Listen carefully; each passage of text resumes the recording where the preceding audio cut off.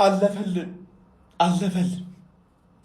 ይህን ቡድን ስንደግፍ ማለት ስንትና ስንት ዓመት ስንት ደጋፊ አለቀሰ።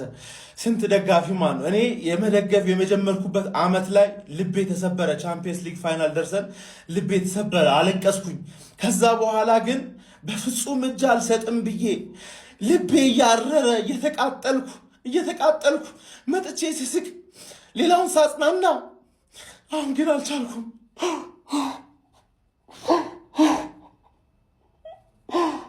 በካሜራ ፊት በፍጹም አለቅሳለሁ አስቤ አላቅም። ግን የዚህ ክለብ ፍቅር በጣም አስለቀሰ፣ ብዙ ሰው አስለቀሰ። እኔ ሲሳካልን ነው ማለቅሰው፣ ሲሳካልን ቀጥታ መስቀል አደባባይ ነው የምሄደው። መስቀል አደባባይ እንገናኝ። መድፈኛው ይገባሃል፣ ለፍተሃል፣ ይገባሃል፣ እንኳን ደስ አለ።